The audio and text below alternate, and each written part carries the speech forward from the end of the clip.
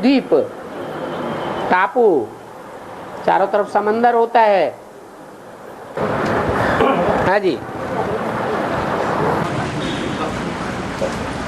याद को बाद में भोजन का याद है सच्ची भोजन की, लेकिन मुरलिया में तो ब्रह्मा भोजन की जो बात आती है वो क्या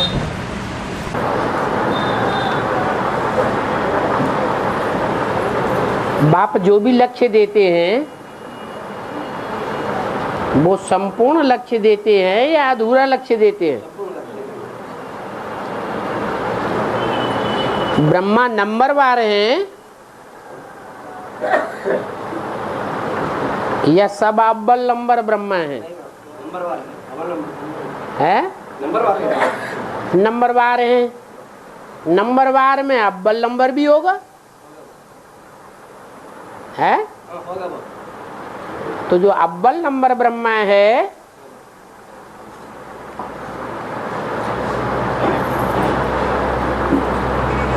जो ब्रह्मा सो पहले पहले विष्णु।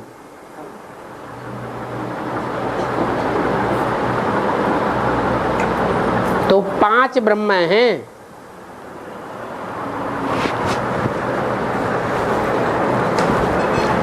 यज्ञ के आदि वाली आत्माएं जो मुरली में बोला है कि मैं अकेला नहीं आता हूं, 3 मूर्तियों के साथ आता हूं।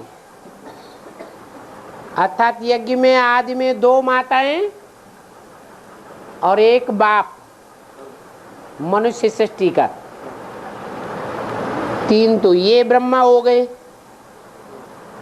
और बाद में 2 टाइटलधारी ब्रह्मा और सरस्वती। तो विष्णु की ये 5 भुजाएं हैं जो ब्रह्मा के 5 मुखों के रूप में दिखाए जाते हैं। उनमें अव्वल नंबर कौन है?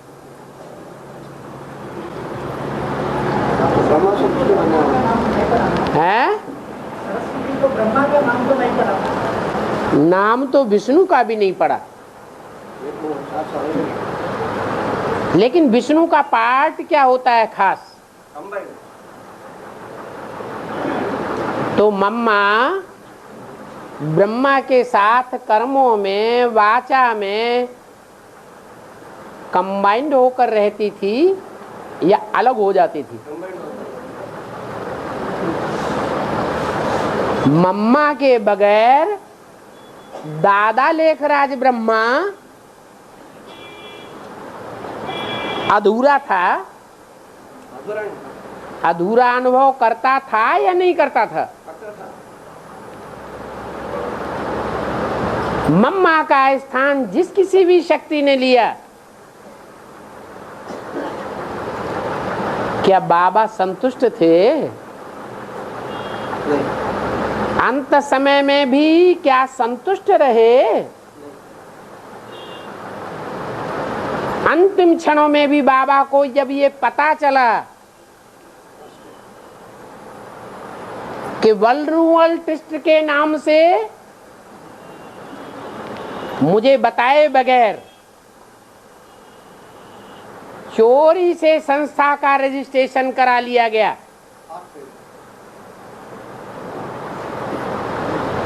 जिसमें मम्मा की सीट लेने वाली का भी नाम था।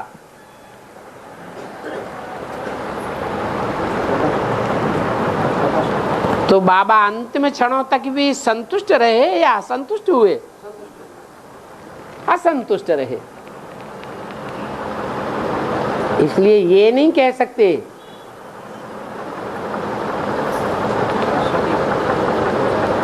कि जिसने ज्ञान का बीज डाला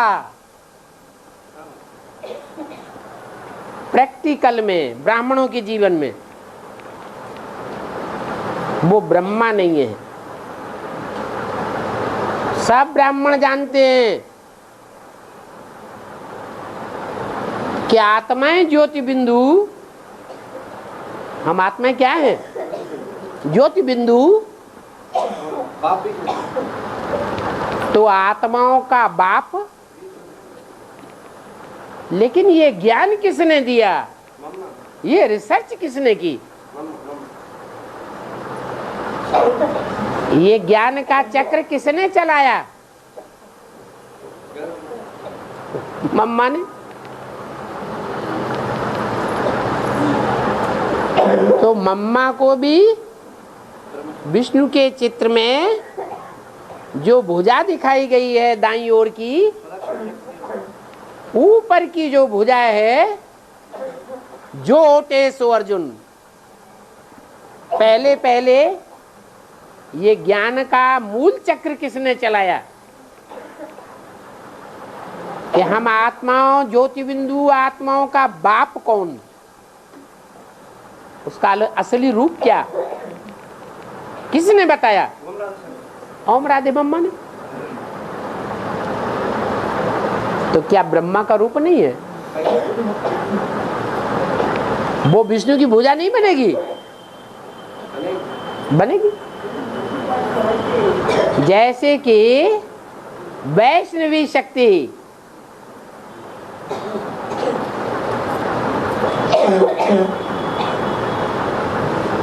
उस शक्ति में शिव ने प्रवेश करके मुख के द्वारा कोई ज्ञान दिया क्या है? नहीं दिया।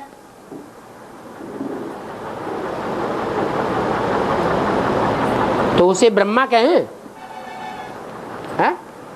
लेकिन कानून एक होता है मुख से शिक्षा देना और एक होता है प्रैक्टिकल कर्मों से शिक्षा देना, चेहरे से शिक्षा देना। ये कार्य और कोई भी ब्रह्मा ने नहीं किया। क्या है? नहीं दिया। जो प्रैक्टिकल पार्ट बजाने वाली शिव की मूर्ति है वो कौन सी है? वैष्णवी। तो ब्रह्मा नहीं कहेंगे।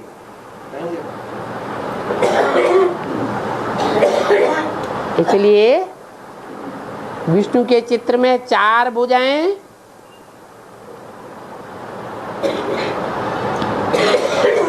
सहयोगी आत्माओं के रूप में दिखाई गई है और भुजाएं जड़ होती हैं या चैतन्य होती है? चैतन्य होती है, अपने आप चलती है। चलाने वाला कोई भुजाओं को चलाने वाली आत्मा होती है, चैतन्य। तो उन चारों ही भुजाओं को चलाने वाला जो सुपर ब्रह्मा है वो एक ही है, जिसका नाम है प्रजापिता ब्रह्मा। इसलिए मुरली में याद दिलाया बाबा ने खास कि ब्रह्मा कुमारी विद्यालय मत लिखो, ब्रह्मा कुमार कुमारी मत कहो। क्या कहो? प्रजापिता ब्रह्मा कुमार कुमारी।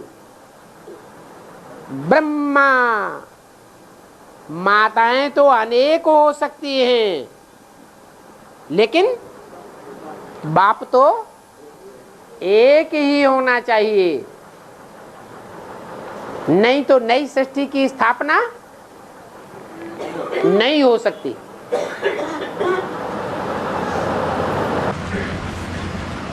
आपका प्रश्न था ब्रह्मा भोजन के बारे में। तो एक होता है हद का भोजन, हद के पेट का भोजन।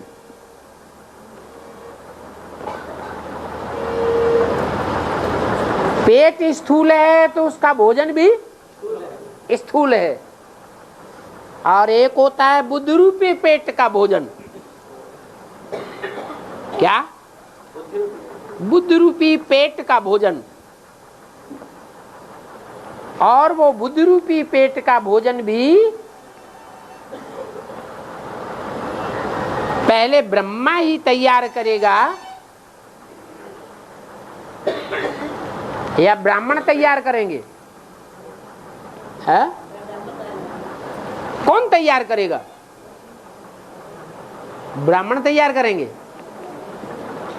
ब्रह्मा तैयार करेगा? है?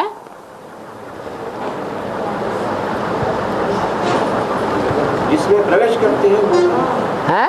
इसमें जो सभी ब्रह्मा में वो शक्ति प्रवेश करती है,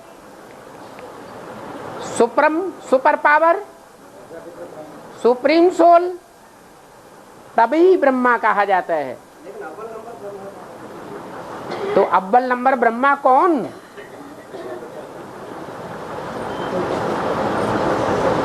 प्रजापिता ब्रह्मा। तो जो अव्वल नंबर ब्रह्मा होगा वो अव्वल नंबर होगा कि पहले नंबर का होगा? पहले होगा। है? एक होता है नंबर के हिसाब से पहले आने वाला। स्कूल में भर्ती होती है स्टूडेंट्स की, तो कोई स्टूडेंट पहले भर्ती हो जाता है, कहेंगे पहले नंबर का आया हुआ स्टूडेंट है स्कूल का। और एक होता है अव्वल नंबर पास होने वाला स्टूडेंट। तो मार्क्स में ज्यादा जैसे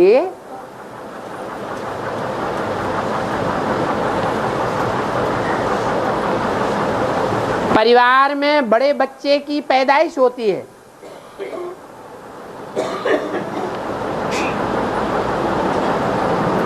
और बड़ा बच्चा भी रचना कहा जाता है, बाप की रचना।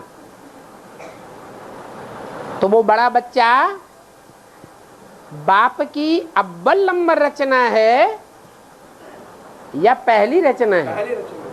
पहली रचना है। उससे पहले कोई रचना नहीं है। तो फिर तो परिवार में पहली रचना माता है, लेकिन अव्वल नंबर रचना नहीं है,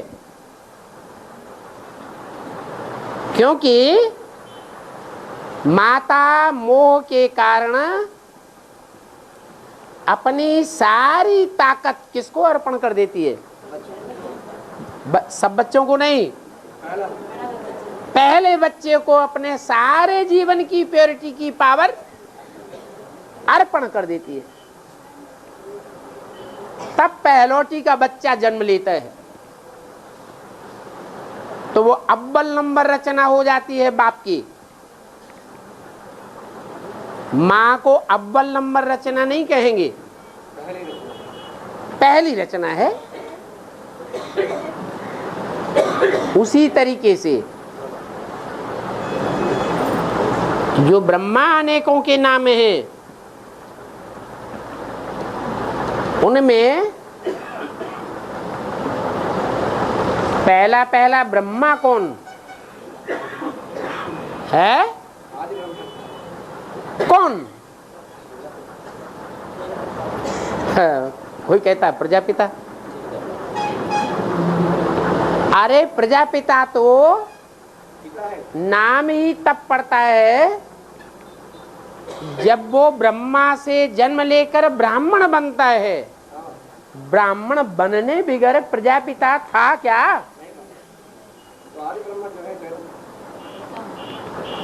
तो प्रजापिता पहला ब्राह्मण तो है, लेकिन पहला ब्रह्मा नहीं है।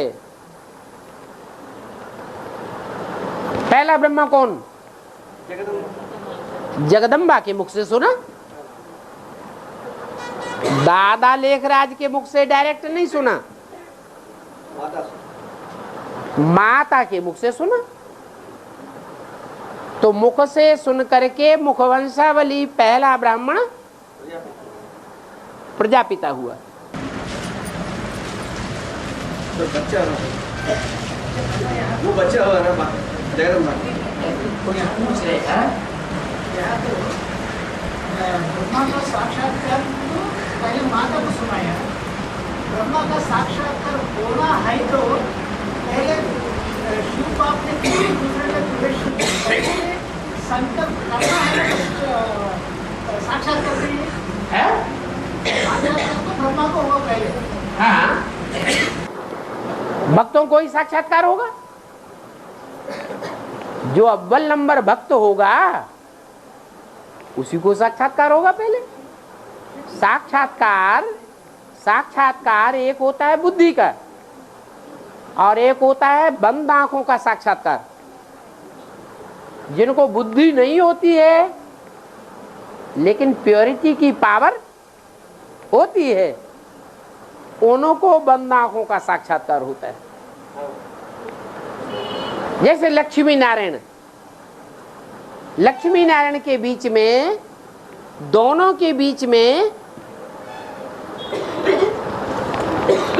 तुम सब भक्तियां हो, तुम सब सीताएं हो, तो अव्वल नंबर सीता या अव्वल नंबर भक्ति कौन? लक्ष्मी नारायण के बीच में लक्ष्मी।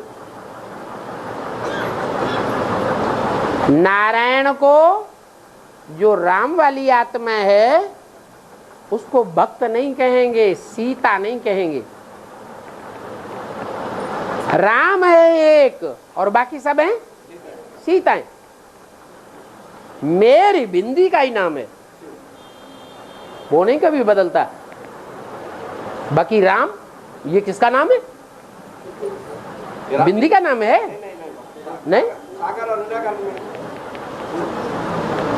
जरूर कोई साकार स्वरूप है, कोई आत्मा है जो भक्ति नहीं करती किसी की। ब्राह्मणों की संगम युगी दुनिया में भी किसी की भक्ति नहीं करेगी और किसी की बात भी नहीं मानेगी साकार की। किसी से पढ़ाई भी नहीं पढ़ेगी।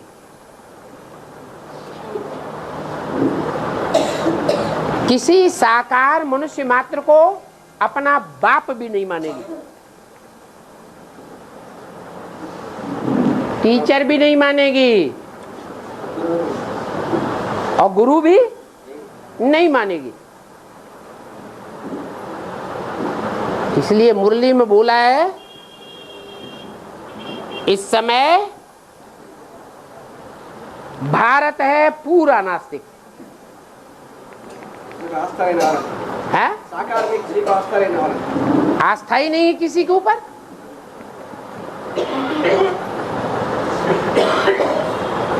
जब आस्था बैठेगी तब कहेंगे भारत आस्तिक हुआ।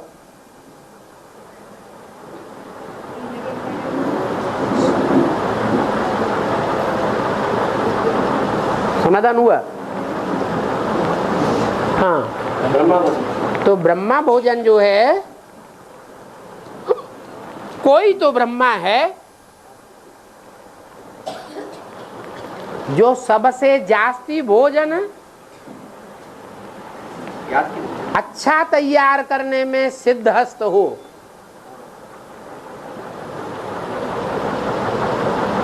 सिद्धहस्त माना परफेक्ट, अर्थात दक्ष। ट्रेंड हो, ट्रेंड माने दक्ष है, नहीं, दक्ष माने ट्रेंड।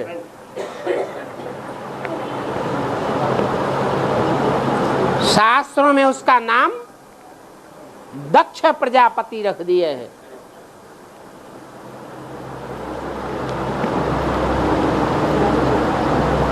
दक्ष है, ट्रेंड है, परफेक्ट है। किस बात में?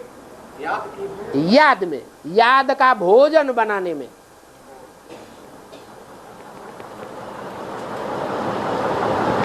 तो जो बेहद का बाप के द्वारा बनाया हुआ भोजन है, उस भोजन को जो खाते हैं वो हुआ बेहद का ब्रह्म भोजन। और खाने वाले ये अनुभव कर सकते हैं कि हमने वो बेहद का भोजन खाया और अनुभव किया या नहीं किया, क्योंकि भोजन खाने के बाद शक्ति आती है।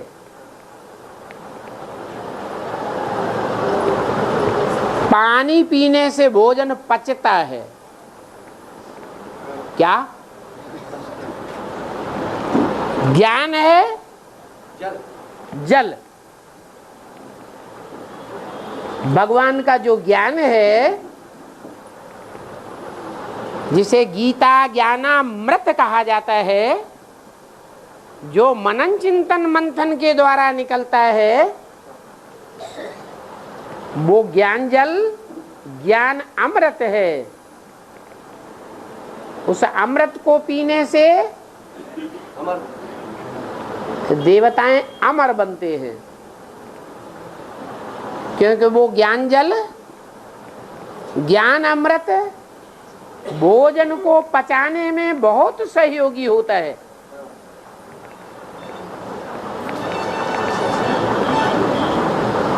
तो पानी भी चाहिए और भोजन भी चाहिए।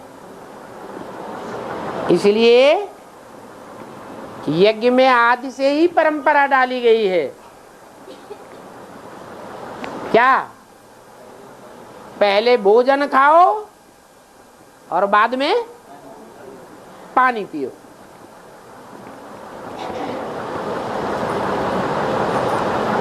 तो भोजन भी पच जाएगा और पानी भी सफल हो जाएगा।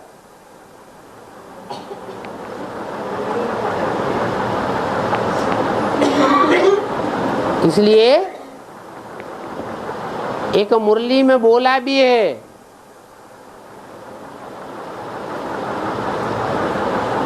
कि आगे चल के लोग देखेंगे इतने बड़े विश्व के मालिक, विश्व महाराजन, और भोजन पका रहे हैं। वंडरफुल बात है।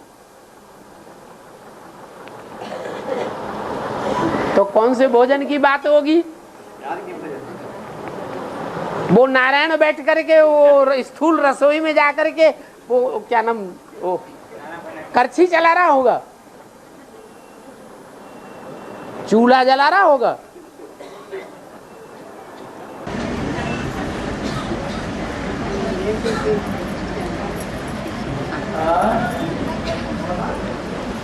आज बाबा ने कहा कि राम साम्राज्य को छोड़ रावण साम्राज्य में चले जाएंगे, पत्थर बुद्धियों खुद बना के, ठीक ऐसी पत्थर बुद्धियों जो एडवांस का ज्ञान है, उस पत्थर बुद्धियों द्वारा खुद के रूप में रावण राज्य में जा रहे बोल के बाबा ने। अभी जो एडवांस का ज्ञान है वो विकृत रूप में बीके वालों के पास जा रहा है या नहीं जा रहा है? जा रहा है। यहाँ वाणी चलती है और तुरंत पहुंचाने वाले वहां पहुंचा देते हैं। ऐसे बोलता है, वैसे बोलता है, ऐसे कहा, वैसे कहा। हाँ,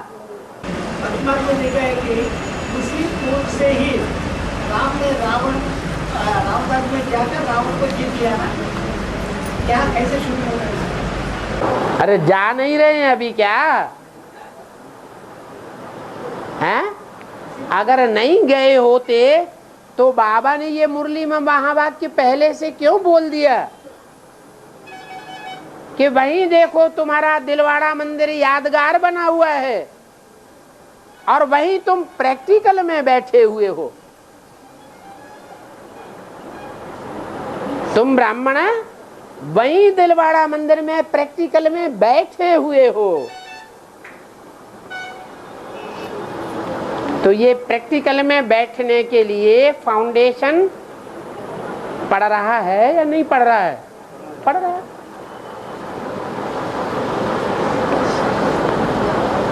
और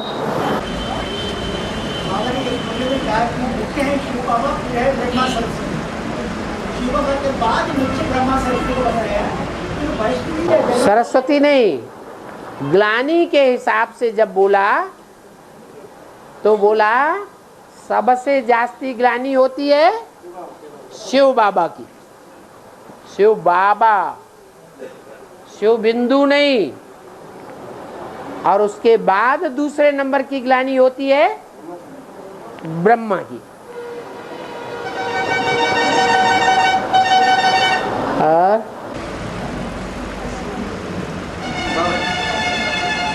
तो सेकंड नारायण में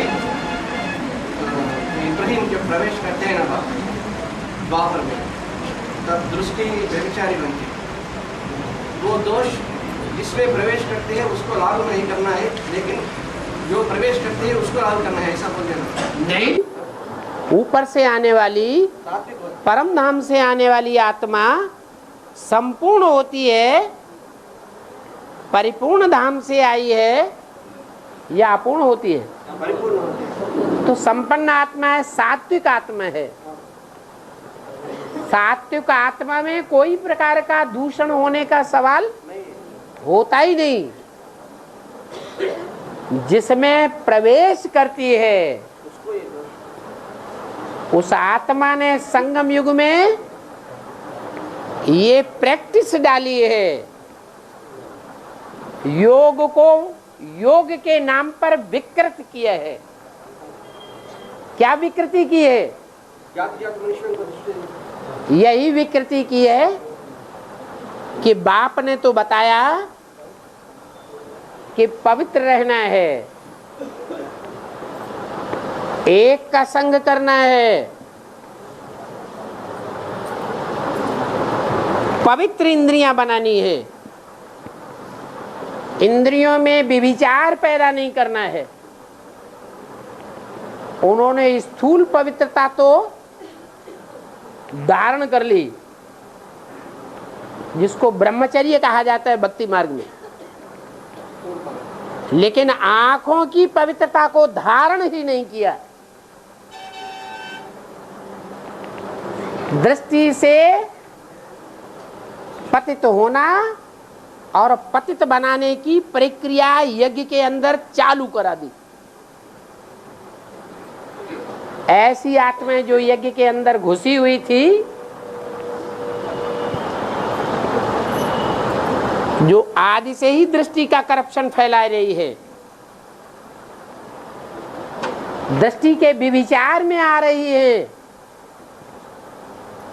उनमें कमजोरी के संस्कार आवेंगे या शक्तिशाली बनने के संस्कार आवेंगे। लंबे समय के पुरुषार्थ में वर्षों तक कमजोरी के संस्कार भरते ही रहे, भरते ही रहे, भरते ही रहे।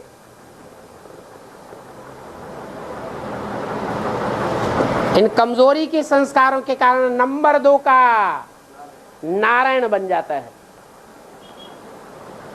वो ही नारायण इंद्रियों का सुख भोगने में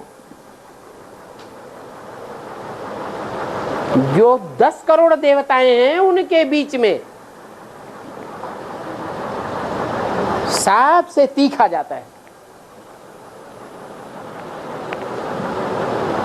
इंद्रियों का ज्यादा सुख भोगेगा या कम भोगेगा? ज्यादा से ज्यादा सुख भोगता है। तो पहले पहले गिरेगा कौन? द्वापर युग के शुरुआत में पहले पहले कौन आत्मा इतनी कमजोर बनेगी जो ऊपर से आने वाली आत्मा के लिए घोड़ा बन जाए, रथ बन जाए? कौन आत्मा होगी? कौन से धर्म की होगी? इस्लाम धर्म की होगी। व्यभिचारी आत्मा। व्यभिचार के संस्कार उसने ब्राह्मण जीवन में ही सबसे जास्ती धारण कर लिए।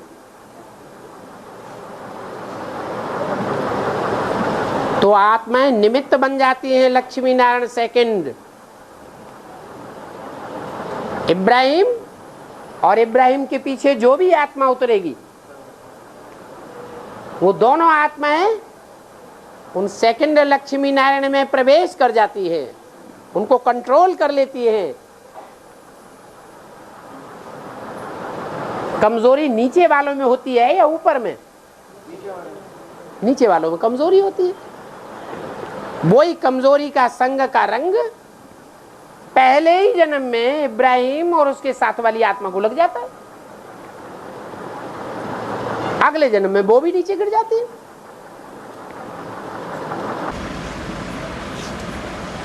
और ब्रह्मा बाबा के समय तो जो चार चित्र बनाए हैं उसमें तो खास सीढ़ी का चित्र है ना, हाँ। उसमें शंकर का भक्ति मार्ग का चित्र उस एक में ही नहीं है, बाकी तीनों में है। शंकर का रूप का चित्र उस एक में ही नहीं, जिसकी कहानी है बाकी की कहानी है सीढ़ी का चित्र। इसमें शंकर का रूप नहीं दिया, सभी देवताओं का चित्र तो दिया है। शंकर जो शब्द है वो एक आत्मा का पार्ट है या मिक्स आत्माओं का पार्ट है? माना भारत जो है वो सिर्फ शुद्ध भारत है, 84 जन्म लेने वाले ही भारत हैं। 84 जन्मों की कहानी सिर्फ भारत और भारतवासियों की है। जिन्होंने कम जन्म लिए वो भारतवासी नहीं है। बाप जो हमें लक्ष्य देते हैं पक्का भारतवासी बनाने का, वो सूर्यवंशी बनाने का लक्ष्य देते हैं या चंद्रवंशी बनाने का लक्ष्य देते हैं? सूर्य के बच्चे भी सूर्य,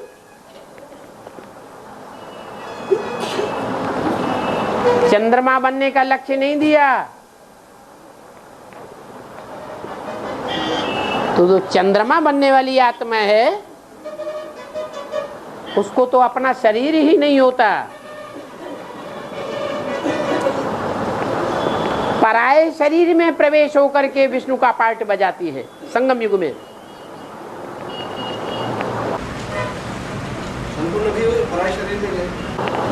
पराये शरीर में रह करके संपन्न पार्ट है, पार्टनर हैं दोनों नई दुनिया के।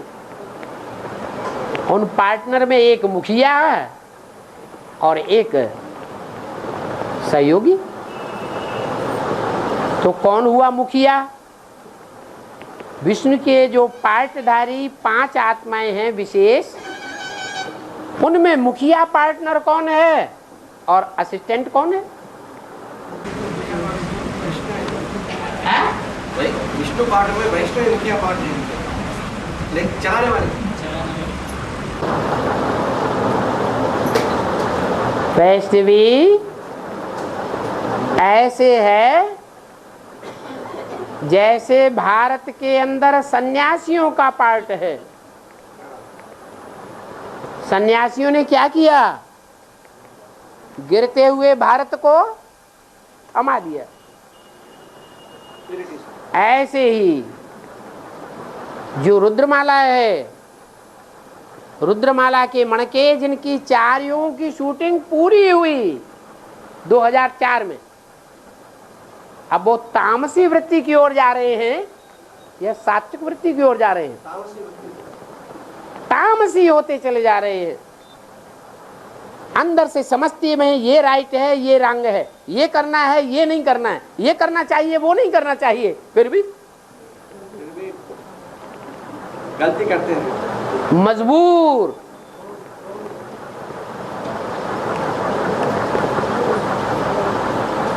तो परिवर्तन शक्ति चाहिए जो नहीं है, लेकिन परिवर्तन शक्ति चाहिए। वो शक्ति भी परिवर्तन शक्ति धारी कब बने? ये बाप से वो कहाँ है, किस ग्रुप के बीच में है?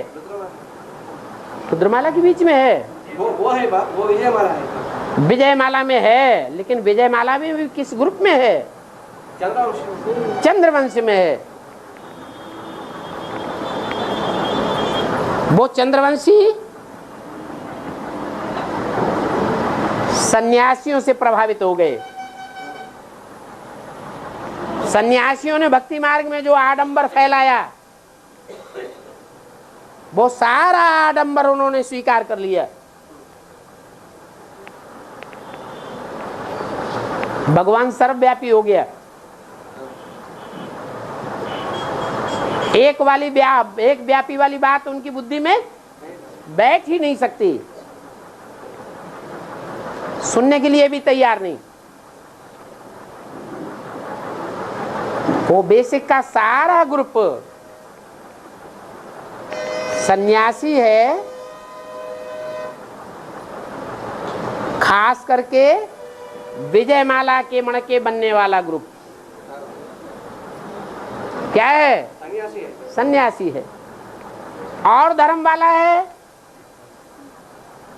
तो व्यभिचारी है। अगर सन्यासी है तो पवित्रता को महत्व देने वाला है, लेकिन उनकी पवित्रता दूरवाज खुशवाज वाली है या भगवान की सिखाई हुई पवित्रता है? दूरवाज खुशवाज वाली पवित्रता। इसलिए वो विजयमाला की हेड और विजयमाला के मणके भी अगर आएंगे तो वो तब तक नहीं सहयोगी बन सकते जब तक के एडवांस ज्ञान न उठावें। क्या? तब तक नहीं बन सकते। उनको भी इधर आकर सरेंडर होना पड़ेगा। इसलिए अव्यक्त वाणी में बोल दिया है, ये आखिरी समर्पण समारोह नहीं समझ लेना, अभी दोबारा भी समर्पण समारोह मनावेंगे। कहाँ मनावेंगे? बेसिक में। बेसिक की तो बात ही नहीं, एडवांस की बात है। उनको ज्ञान सुनना पड़े, समझना पड़े और धारण भी करना पड़े।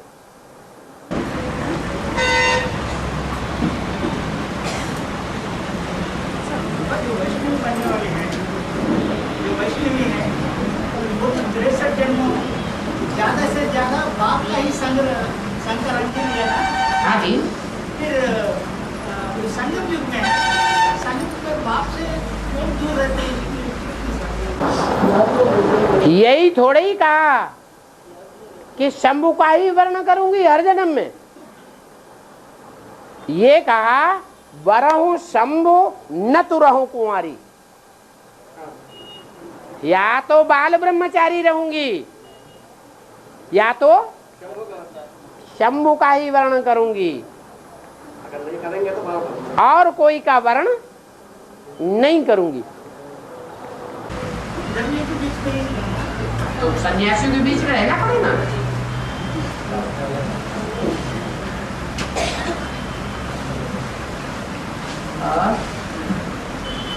इसलिए गायत्री सीताराम आया, सीता को पहले आया, पावन सीता राम, पहले आया, राम बाद में आया। अरे भक्ति पतित बनती है या ज्ञानी पतित बनता है? भक्ति पतित बनती है, सीताएं पतित बनती है, राम पतित बनता है, ऐसे तो नहीं कहा जाता।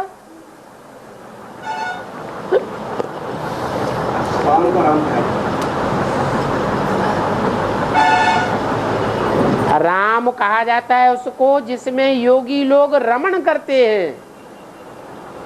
रम्यते योगिनो यस्मिन इति राम। योगियों की मन बुद्धि किसमें धरी रहती है? राम में धरी रहती, बिंदी में नहीं, राम में धरी रहती है। ऐसे बोला, ये किया, वो किया। जैसे माँ बच्चे को याद करती है तो बच्चे की बातें भी याद आती हैं, बच्चे का एक्ट भी याद आता है, बच्चे का रूप स्वरूप भी याद आता है।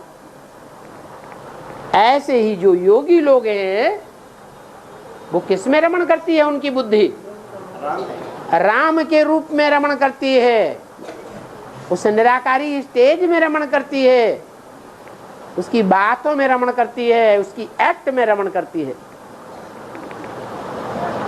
इसलिए राम कहा जाता है।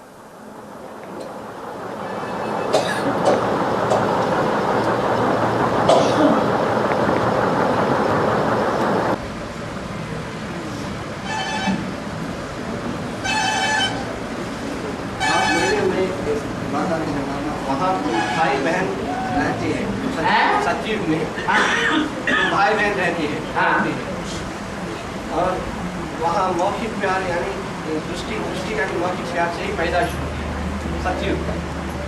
मुख्य प्यार से पैदाइश होती है। मौखिक मुख्य प्यार।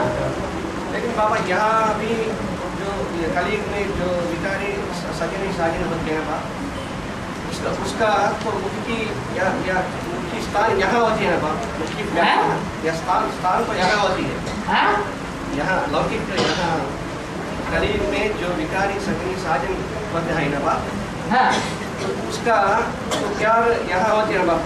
जब उसको चुंबन की बात आती है ना बाप, उसका स्थान यहाँ होती है बाप, तो यहाँ होती है। लेकिन यहाँ तो भाई बहन होते हैं, उसका भी चुंबन की प्यार होती है, लेकिन उसका स्थान अलग होती है, इसका नहीं होती है। अरे भाव प्रधान विश्व रचि राखा, कोई कर्म करते हैं उसमें भाव प्रधान होता है या कर्म प्रधान होता है? चुम्बन तो भाई बहन भी है, चुम्बन तो माँ भी बच्चे का लेती है, बच्चा भी माँ को प्यार करता है। कर्म तो वो ही है, लेकिन भाव तो भाव के आधार पर प्राप्ति होती है। भाई बहन का प्यार, भाई बहन का चुंबन, माँ बेटे का प्यार, उससे शक्ति क्षीण नहीं होगी। लेकिन जो पुरुष और स्त्री के रूप में जो आकर्षण है, उस आकर्षण के आधार पर जो चुंबन होता है और लगातार होता रहे तो शक्ति क्षीण होगी।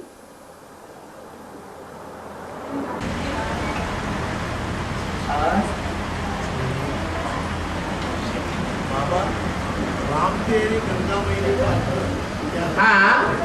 तेरी गंगा मैली। ऐसे थोड़े ही कहते हैं शंकर तेरी गंगा मैली, शिव बाबा तेरी गंगा मैली है। न गंगा शिव की है, न गंगा शंकर की है। जो फेल होता है उसी की गंगा है। जो खुद फेल होता है तो उसकी गंगा मैली नहीं होगी, उसकी गंगा भी मैली होगी। राम तेरी सीता मैली कहते हैं क्या? शंकर तेरी पार्वती मैली कहते हैं क्या? कहते हैं? नहीं कहते।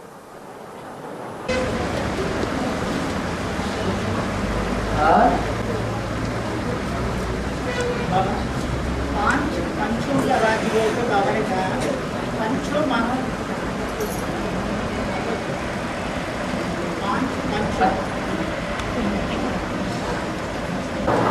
पंच नाम ही उन्हें किया नाम दिया है कि वो पांचों के पांचों उनका मुख्य काम क्या है? जो पांच पंचों का राज्य है, उन पांच पंचों का काम क्या है? उनका काम है छेद कर देना, क्या छेद माना फोड़ देते हैं, नष्ट कर देते हैं। खंडनात्मक कार्य है उनका। प्रजा के ऊपर प्रजा का राज्य, उसको पंचों का राज्य कहा जाता है। हैं? हाँ, होती नहीं है यहाँ शूटिंग, यहाँ ही शूटिंग होती है।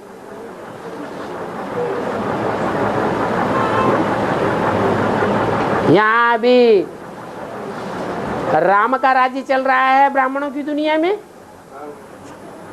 अगर मान लो गीता पाठशाला ही चलती है तो गीता पाठशाला में जो नियम कानून सिर्फ राम के चलते हैं, या आपस में एक दूसरे के संगठन में इकट्ठे होकर के जो फैसला करते हैं वो चलते हैं? वो भी चलते नहीं, वो ही चलते हैं।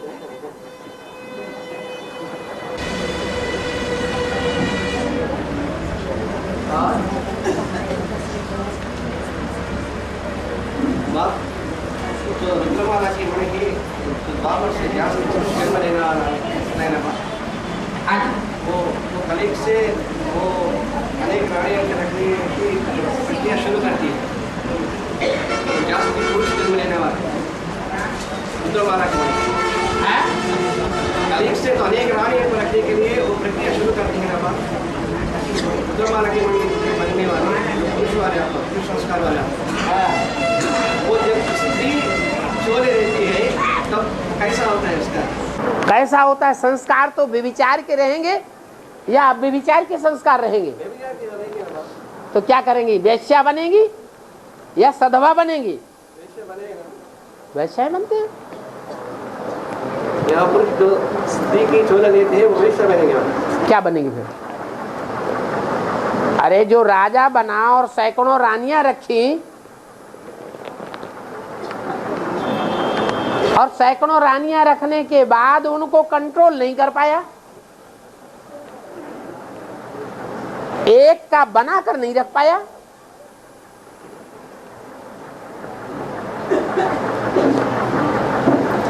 उनकी जिंदगी खराब कर दी। राजाओं ने ऐसे ऐसे राजाएं भी हुए हैं, दुष्ट राजाएं, जिन्होंने थोड़ी गलती पाई और रानियों को निकाल दिया।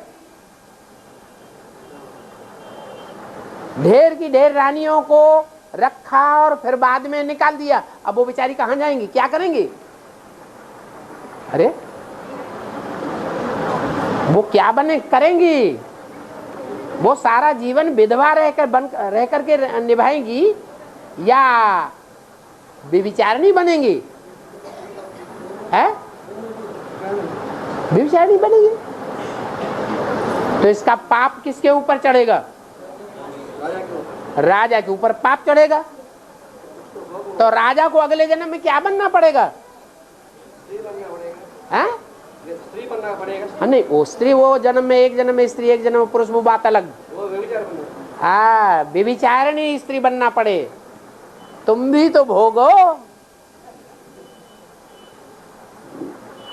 कि वैश्याओं को जीवन में क्या तकलीफ होती है।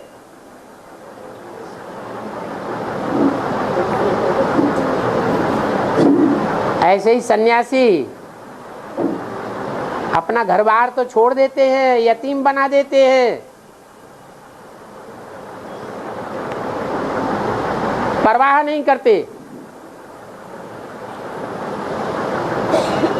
अब घरवाली बेचारी क्या करे? 6, 8, 10 बच्चे हैं, प्रॉपर्टी कोई खास है नहीं, पति सन्यासी बन गया, वो बेचारी क्या करेगी?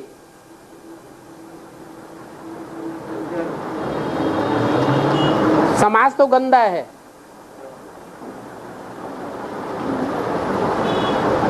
जबरियन उसे वैश्या बनना पड़े तो इसका पाप किसके ऊपर जाएगा? सन्यासी के ऊपर जाएगा। जिन्होंने ऐसा किया है वो सन्यासी।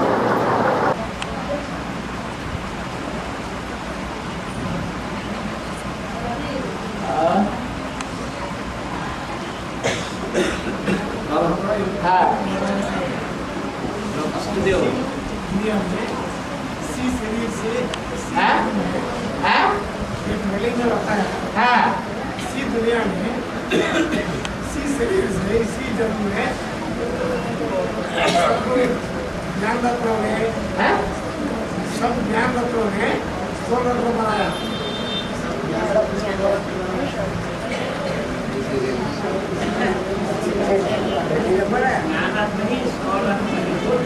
बाप से लिया है वही 16 रत्न बनेंगे बोलते बाबा ने ज्ञान इसी बाबा से माने अलग से रत्न और पैसा कमाने की दरकार नहीं पड़ेगी।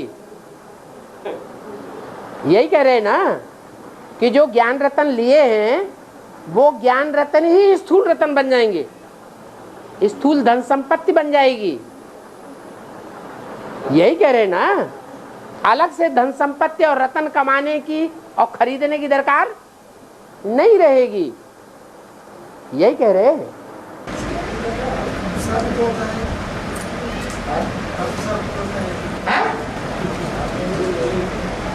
क्या बात समझ में नहीं आ रही, क्या कह रहे हैं? कब बनेंगे? माना दुनिया में जो झूठा ज्ञान दे रहे हैं, झूठे ज्ञान के आधार पर वो क्या कोई लौकिक धंधा कर रहे हैं कि झूठे ज्ञान के आधार पर ही करोड़पति अरबपति बन करके सन्यासी बन के बैठ गए? झूठे ज्ञान के आधार पर तो वो बन सकते हैं, यहाँ सच्चे ज्ञान वाले नहीं बनेंगे।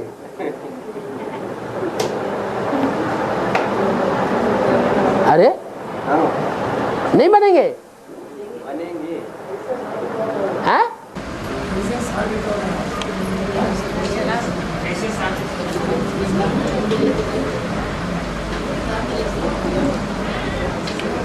क्या? इसका प्रूफ क्या है कि वो बोल रहे हैं? प्रूफ दे दीजिए। ब्रह्मा बाबा का जीवन, तीनों मूर्तियों का जीवन देख लो। अरे शिव की 3 मूर्तियां हैं, वो ब्राह्मण हैं कि नहीं? उन्होंने भगवान के रत्न धारण किए कि नहीं बुद्धि में? तीनों मूर्तियां दुनियावी धंधा कर रही हैं, दुनियावी धंधे के आधार पर जीवन जी रही हैं। यह सिर्फ ज्ञान रत्नों का ही धंधा है उनका। ज्ञान रत्नों की धंधा है तो करोड़पति अरबपति नहीं है, उनकी मुट्ठी में करोड़ अरब नहीं है। अरे तो ये बात बुद्धि में क्यों आ रही है? प्रश्न क्यों है? अभी देखने में नहीं आ रहा है? स्थूल में ही जो 3 मूर्तियां हैं शिव की, वो पहचानी कि नहीं आपने? अरे शिव की 3 मूर्तियां जो विश्व विजय करके दिखलावे, जिनकी यादगार में झंडा बना है 3 कपड़ों का, उन 3 कपड़ों को पहचान लिया? पहचान लिया है? तो इसीलिए प्रश्न कर रहे हैं, पूरा ज्ञान उठाते नहीं। एडवांस ज्ञान तभी कंप्लीट है जब 3 मूर्तियों का पक्का ज्ञान बुद्धि में बैठ जाए। वो 3 मूर्तियां कौन है इस दुनिया में जो सारे विश्व के ऊपर विजय प्राप्त करके दिखाएंगी, जिनकी यादगार में हमारा झंडा बना हुआ है, जिसमें 3 कपड़े हैं। कपड़ा माने शरीर। ये 3 कपड़ा रूपी शरीर कोई है चैतन्य में, इस दुनिया में, ब्राह्मणों में, साकार में है, जो तीनों जब इकट्ठे होकर के कार्य करते हैं तो सारे विश्व के ऊपर विजय प्राप्त कर लेते हैं। शिव बाप प्रत्यक्ष हो जाता था संसार में।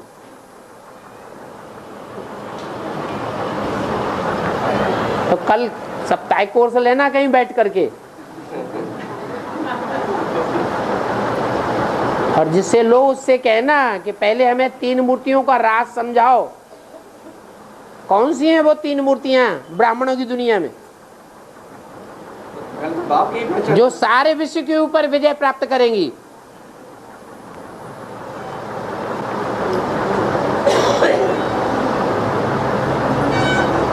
हाँ, फिर आपकी समझ में आ जाएगा।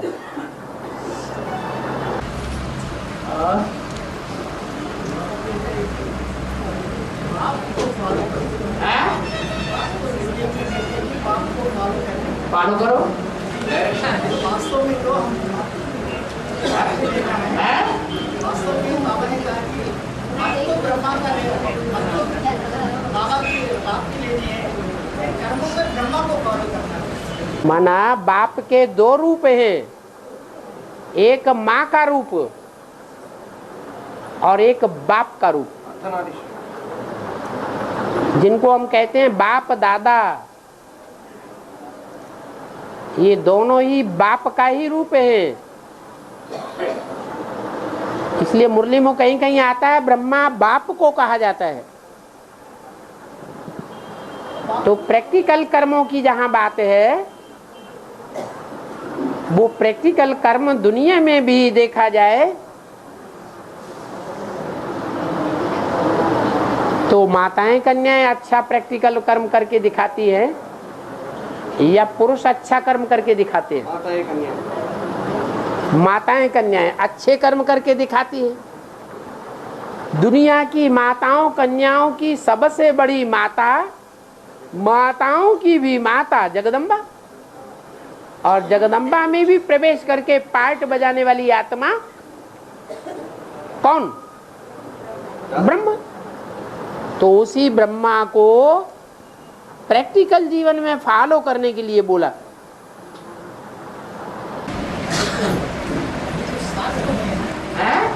साथ नहीं दे रही। कौन नहीं दे रही? जगदम्बा तो डब्बा है, उस डब्बे को चलाने वाला, उसमें आवाज करने वाला कौन है? चंद्रमा। वो चंद्रमा को फॉलो करने के लिए बोला। चंद्रमा बाप है ना, बाप कमाई। हाँ, वो ब्रह्मा बाप भी है, क्योंकि शिव बाप उसमें प्रवेश हुआ ना। और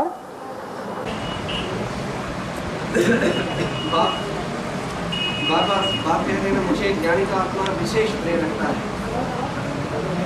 तो अष्टदेव जो सूर्यवंशी है, अष्टदेव, हाँ, और बाप के छोड़कर जो साथ है, बाप समान है, वो बहुत विशेष ही ज्ञानी तो आत्मा है ना बाप।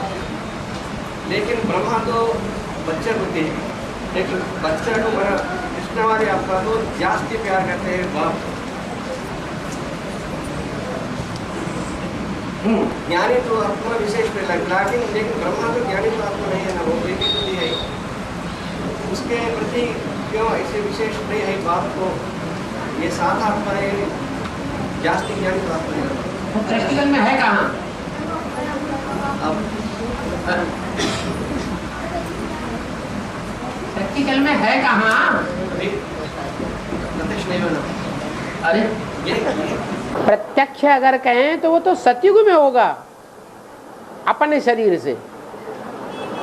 अभी तो नहीं है ना, अभी तो सिर्फ हम आत्मा की ही बात कर सकते हैं, बच्चे के रूप में तो नहीं है कोई। हाँ,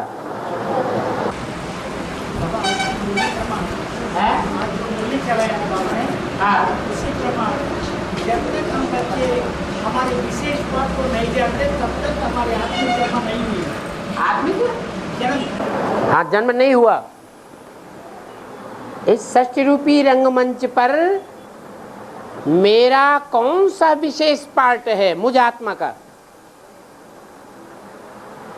जो दुनिया में प्रसिद्ध होता है? मैं कौन सा स्टार हूं? 9 लाख सितारे हैं ना आसमान में।